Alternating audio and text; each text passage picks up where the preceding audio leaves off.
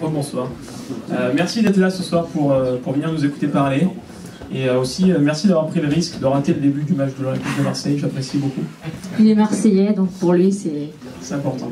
Avant de commencer, j'ai fait une promesse à mon service presse qui fait une étude de notoriété. Et on voulait savoir, avant de venir, qui d'entre vous connaissait déjà Netatmo. C'est pas mal. Ouais, c'est pas mal. Je ne m'attendais pas à autant. Donc pour ceux qui ne connaissent pas, petite séance de rattrapage. Et donc pourquoi on est là? Donc, Emmanuel et moi, et le reste de l'équipe qui est caché, qui est venu nous supporter ici avec Eric, Martin, Briac et Geoffrey. Donc, vous pourrez parler avec eux tout à l'heure. On vient souvent au meet-up product et on s'est dit que on parlait souvent de soft et que nous, en faisant des objets connectés, on avait aussi toute une partie hard qui était riche d'enseignements, et c'est ces enseignements-là qu'on va vous présenter ce soir. On va y arriver. Petite intro sur Netatmo pour ceux qui ne connaissent pas encore. Donc, on est une boîte française, on a été créé en 2011. Et donc, notre mission, c'est de réinventer les objets du quotidien pour créer la maison connectée. On a commencé en 2011 par s'attaquer au marché de la station météo. L'idée, c'est de dire, station météo, c'est un objet, ça peut être un objet de design qui va mesurer tout un tas d'informations, mais c'est sympa d'avoir les données directement dans une application sur son smartphone. Voilà comment on a commencé.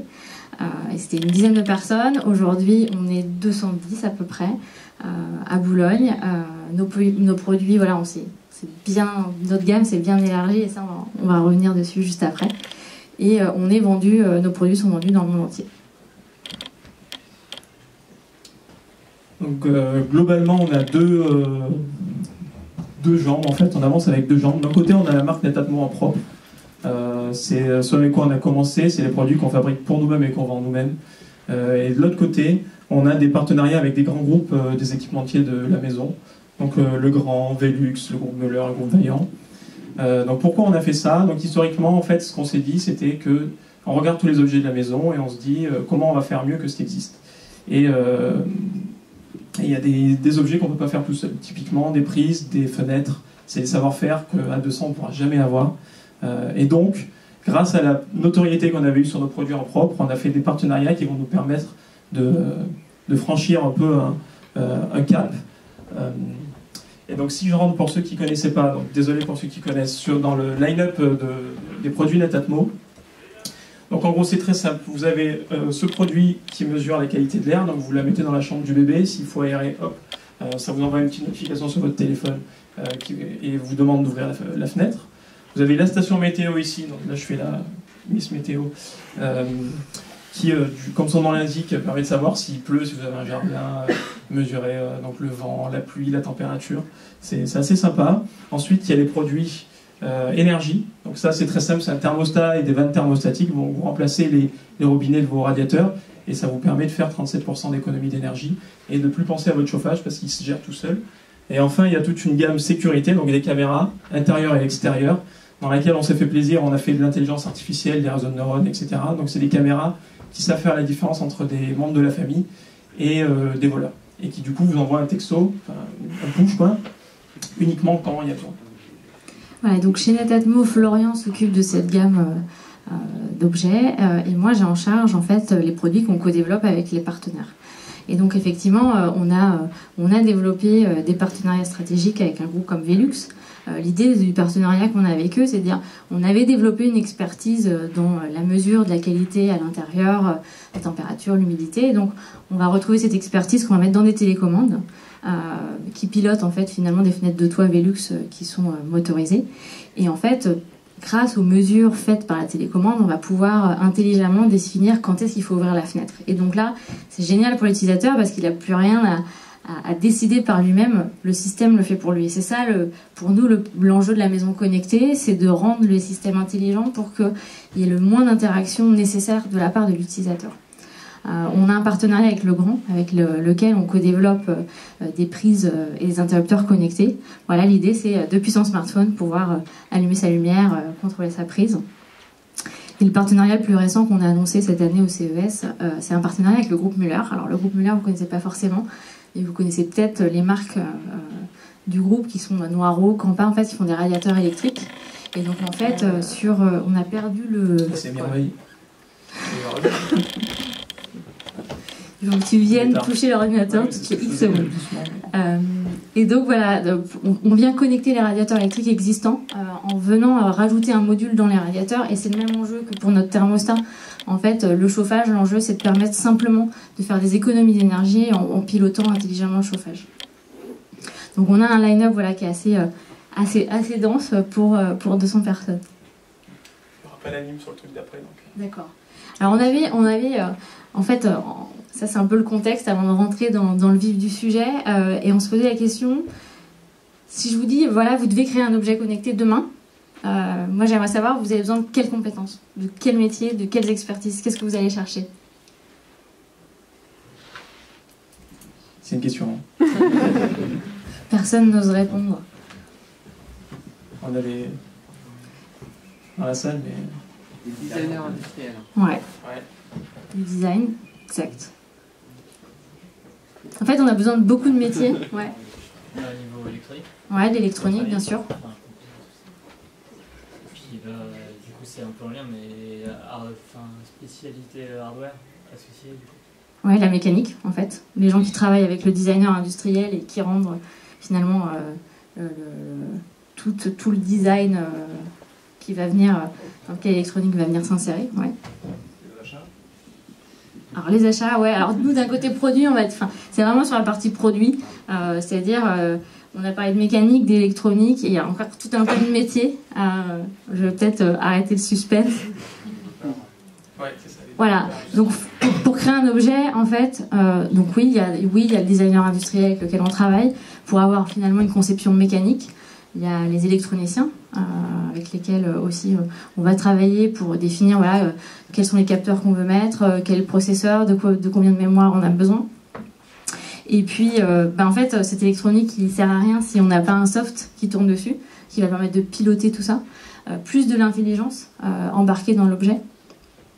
Ça, c'est ce que va avoir l'utilisateur d'un côté, il a son objet, et puis de l'autre, il a des applications. Donc il y a applications mobiles, iOS, Android, web, et tout ça, ça marche que si on a un cloud pour pouvoir finalement piloter son chauffage quand on est à l'aéroport, parti en week-end et qu'on a oublié de le couper, c'est mieux que ça soit connecté via le cloud. Donc beaucoup de métiers. C'est ça, beaucoup de métiers. Donc au final, notre rôle en tant que chef de produit chez Netatmo, c'est de s'occuper d'un seul produit, que ce soit la partie hardware et software. Donc on pense vraiment que le chef de produit, le product manager doit être responsable de son produit, et pour comprendre et être garant de sa qualité vis-à-vis de l'utilisateur final, il faut qu'il n'y ait qu'un seul responsable. C'est pour ça qu'on s'occupe de tout le process. Donc, comme le disait Manu, ça fait 9 métiers différents qui n'ont rien à voir et qu'il va falloir faire vivre ensemble. Au final, c'est entre 15 et 20 personnes pour un produit. Et on est sur des temps de développement entre l'idée et le lancement d'un produit.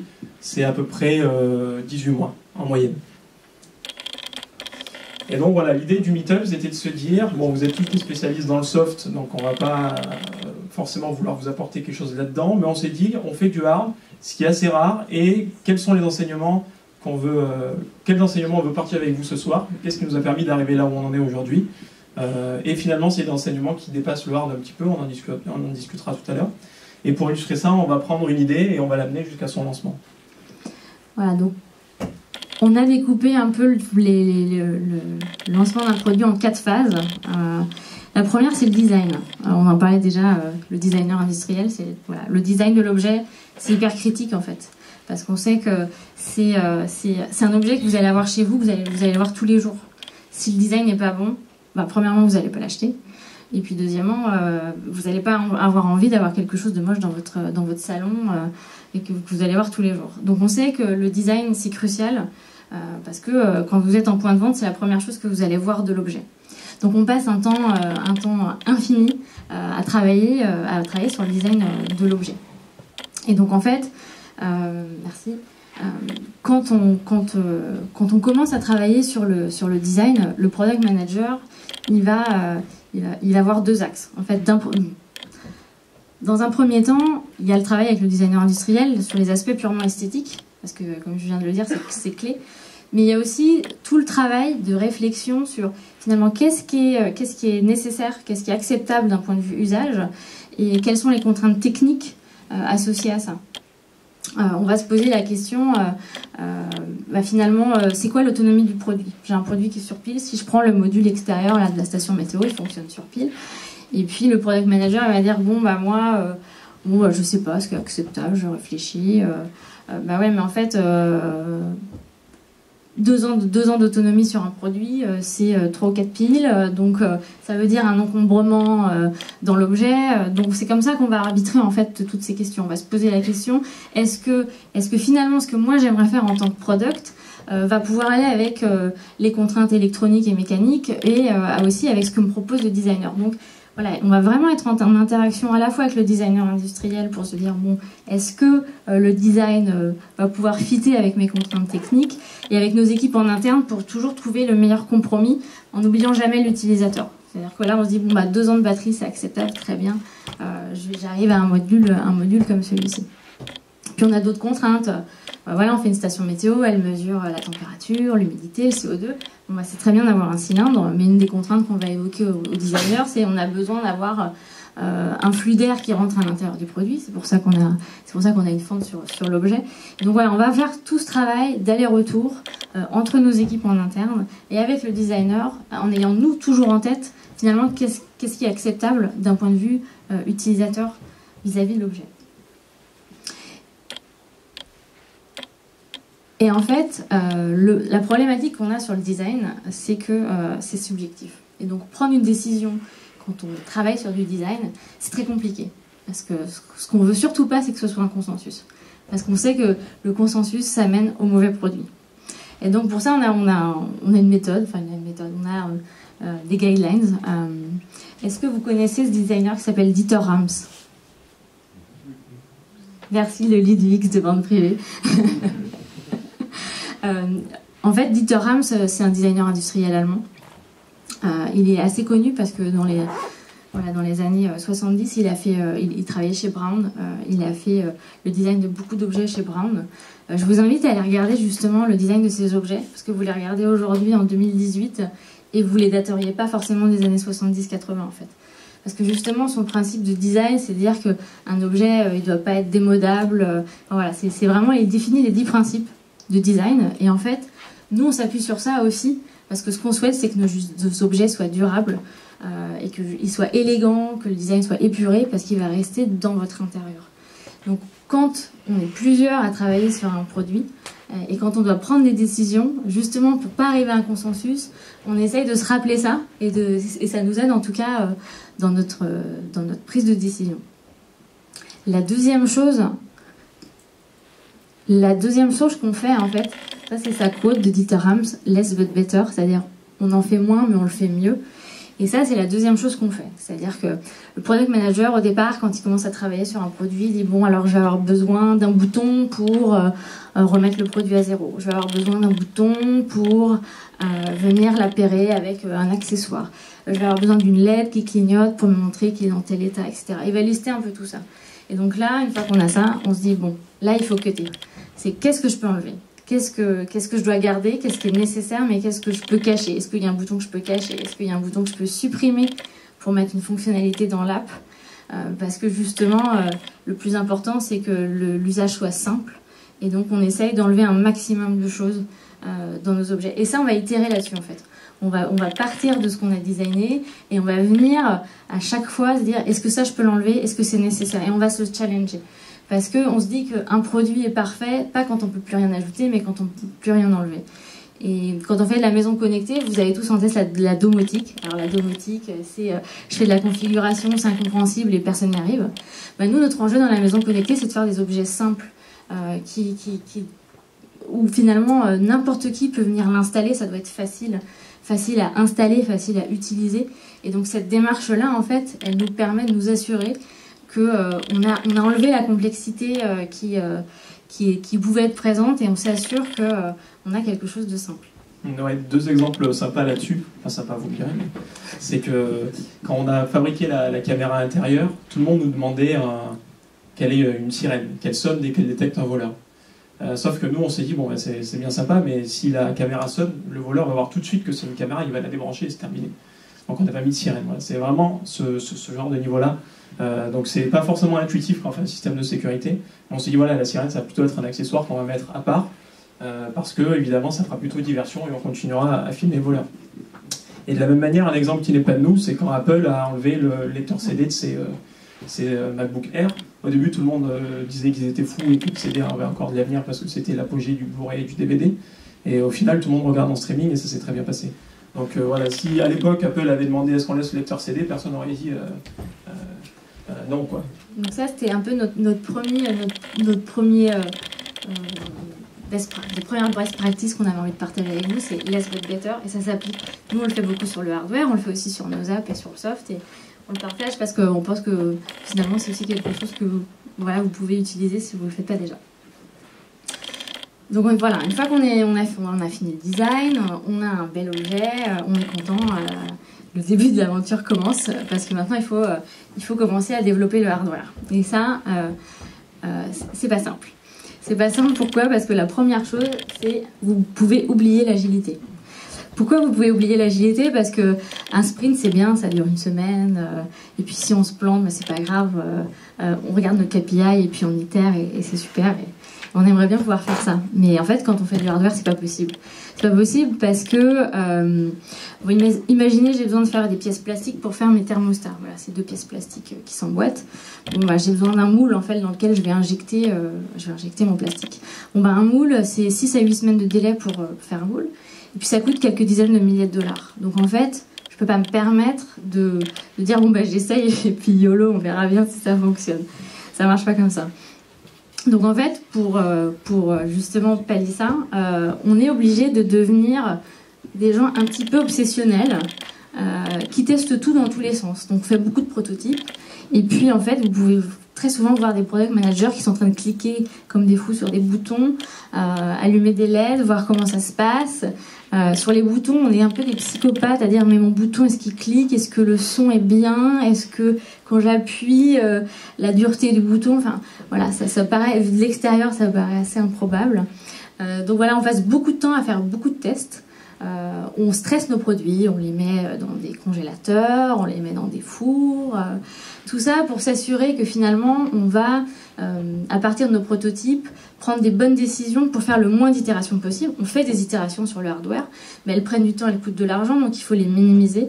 Et pour ça, notre stratégie, c'est de dire on teste, et en fait on est le client type parce que tout le monde a une maison, tout le monde a des objets chez lui, et donc c'est facile de se projeter dans l'usage. Donc, en faisant preuve d'empathie et en se disant, tiens, si je ramène mon proto chez moi, est-ce que j'arrive à le visser? Est-ce que c'est facile? On peut tous se mettre dans la peau de nos clients, en fait. Et ça, on le fait au quotidien, et c'est important parce que ça nous permet d'éviter de faire des erreurs. Et donc, notre deuxième conseil, c'était un peu à l'inverse du KPI, c'était trust your gut, faites-vous confiance, faites confiance à votre instinct. Parce qu'en fait, vous êtes le client type, enfin le product manager est le client type, il a une maison, il a des objets, et donc voilà, en étant hyper rationnel et en baquant ça par des tests, bien évidemment, mais voilà, c'est un peu le contre-pied au MVP et à la Lean Startup vraiment sur la partie hardware. Hein. Oui, je vous rassure, sur le soft, on est quand même plus conventionnel. On fait de l'agilité, on n'est pas fou non plus. Et voilà, donc on a l'objet, il s'allume. Maintenant, il va falloir faire toute la partie front, toute la partie cloud, il va falloir le faire démarrer. Et là, l'anecdote qu'on voulait vous partager avec vous, c'était lorsqu'on a développé donc, la caméra d'extérieur présence, il s'avère que donc on était à peu près 50, et c'était la première fois que l'entreprise travaillait sur plus d'un produit par an. Donc avant, ça se passait très bien, et puis là, on a vu que ça marchait moins bien. Donc en gros, ça c'est le product manager, on dirait pas, mais en gros, ça c'est nous. Et donc il y avait 2 choix. Donc à l'époque, on avait des bureaux métiers. Donc il y avait le bureau des apps, le bureau de l'électronique, le bureau de la mécanique, etc. Et donc soit on devenait un dictateur en tant que product manager, on dit tout doit passer par nous. Et dans ce cas-là, évidemment, c'est perte de motivation côté de l'équipe dev et le product manager qui devient vite un goulot d'étranglement parce que tout doit passer par lui et potentiellement il va pas voir que quelque chose est urgent pour une certaine personne et lui va privilégier autre chose. Donc la dictature, ça marche pas. Ensuite, vous pouvez essayer l'anarchie. Bon, ça marche, pourquoi pas. Et donc l'anarchie, c'est quoi? C'est bon, tout le monde est responsable. Si vous avez besoin de quelque chose, vous allez le demander à celui qui pourrait vous donner la réponse, et vous débrouillez. Sauf que ça, au final, manque de traçabilité, c'est-à-dire que si le chef de produit n'est pas mis au courant, potentiellement sur des métiers comme les apps, où il y a des développeurs Android, des développeurs iOS, des développeurs web, potentiellement, si iOS décide de faire quelque chose, pour que le produit soit uniforme, il faut que les deux autres soient au courant. Et ça ne marchait pas trop bien. Donc la dictature et l'anarchie, ça ne marche pas, aussi bizarre que ça puisse paraître. Donc la solution à ça, c'était la start-up.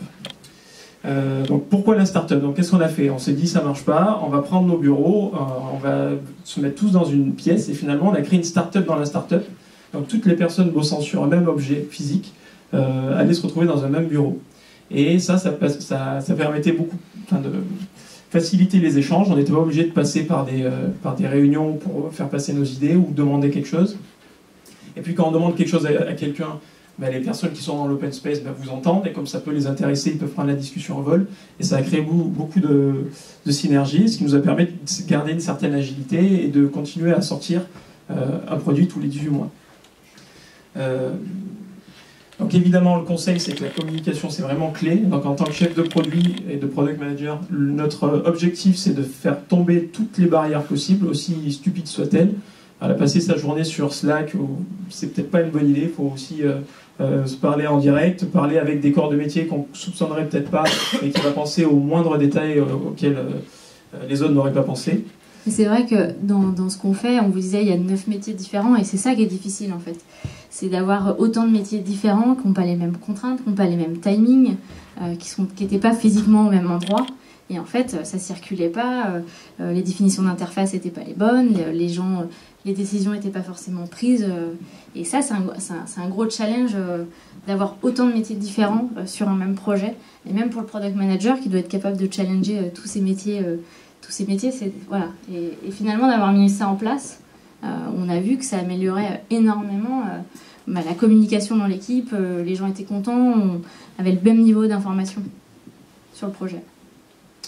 Et toujours dans ce contexte de la communication, on a tenté un autre truc. C'est-à-dire que comme maintenant on était par open space de 20 personnes avec des métiers différents, chaque personne a ses propres visiteurs qui viennent rendre visite, le café, le ping-pong ou d'autres sujets.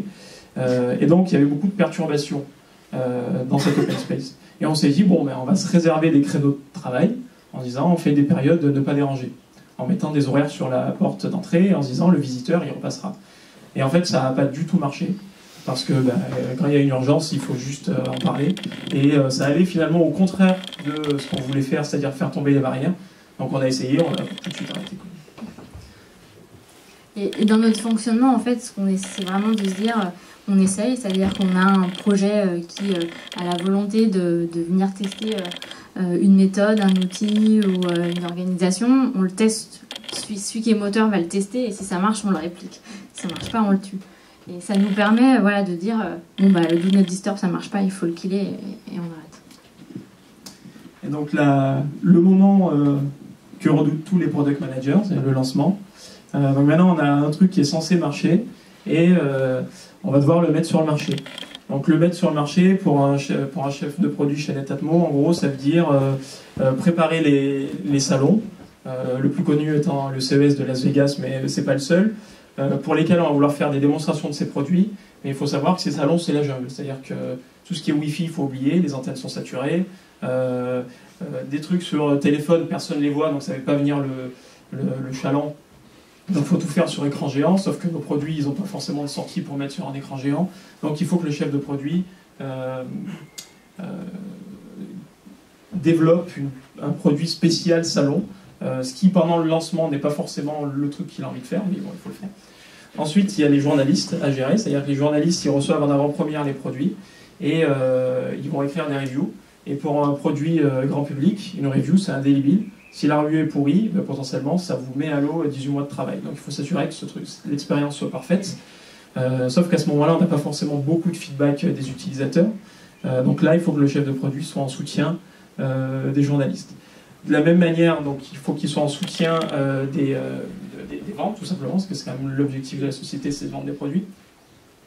Donc il faut s'assurer qu'on a X milliers de pièces dans les entrepôts au bon moment pour que quand on lance le produit, les produits soient bien sur les étagères de la Fnac, Darty et autres. Et en même temps, on va avoir des distributeurs qui vont dire « Ah, mais finalement, votre produit serait mieux en noir. Ah, finalement, j'aimerais plus d'accessoires. Finalement, la boîte, elle est trop grosse. Finalement, je veux un petit crochet en plastique pour pouvoir le faire pendouiller à côté d'autres trucs. » Donc beaucoup de demandes, beaucoup de bruit. Mais parfois pertinent, il n'y a aucun problème avec ça. Désolé s'il y a des sales dans la salle. Ensuite, il y a le service client. Donc pour un chef de produit, l'autre aspect primordial, c'est la satisfaction du client, des vrais clients finaux. Et donc quand on lance un produit, on se rend compte qu'il y a plein de trucs auxquels on n'avait pas pu penser. Typiquement, quand on a lancé les caméras au Japon, on ne pensait pas que nos serveurs étant en Europe, il y aurait un petit délai qui fait qu'en fait, ça pète complètement le live. Parce qu'on n'avait pas de bêta-testeur au Japon, tout simplement. Donc il faut réagir un peu dans l'urgence. Et de la même manière, il y a des clients, pareil, ils vont demander la caméra en grille, des compatibilités avec la box domotique que lui connaît, ce genre de truc. Donc bon, il faut, encore une fois, beaucoup de bruit, beaucoup de demandes. Et enfin, l'espèce de voix intérieure qu'on a tous en tant que product manager, c'est-à-dire le côté perfectionniste. Quand on fait un produit, on a envie qu'il soit le meilleur possible. Donc, il y a toutes les features où on s'est dit, tiens, ça je la mettrais bien dans une V2, parce qu'en fait, on n'a pas eu le temps de le faire avant de sortir le produit. Et puis, on a commencé à réfléchir à ça il y a 18 mois. Depuis 18 mois, il y a des concurrents qui se sont lancés avec des bonnes idées. Et on se dit, tiens, ça serait bien qu'on le fasse aussi. Donc, il y a sans cesse des nouvelles idées. Et là-dedans, c'est comment on fait un choix en période de lancement. Là-dessus, notre conseil, c'était tout simplement, si c'est pas cassé, il ne faut pas le réparer. Donc, il y a un temps pour tout. En période de lancement, si c'est pas un bug qui empêche de vendre ou qui empêche de faire fonctionner le produit, on dit on le fera plus tard. Et finalement, on se rend compte que ça boucle avec notre premier conseil qui est être simple, parce que si on fait pas ce que nous demande tout le monde, en fait tout le monde s'en fout, il va quand même acheter le produit, parce qu'ils se rendent compte, on a quand même réfléchi au truc, et si on l'a pas fait, c'est qu'il y avait une raison. Et les gens vous en voudront jamais de tenir vos promesses. En revanche, si vous en faites trop et que la qualité n'est pas au rendez-vous, là ils arrêtent d'acheter vos produits. Voilà, c'était le dernier conseil partage d'expérience. Après, prenez si ça vous intéresse. Mais en tout cas, merci beaucoup de nous avoir écoutés. Et voilà, on est dispo pour des questions. Merci.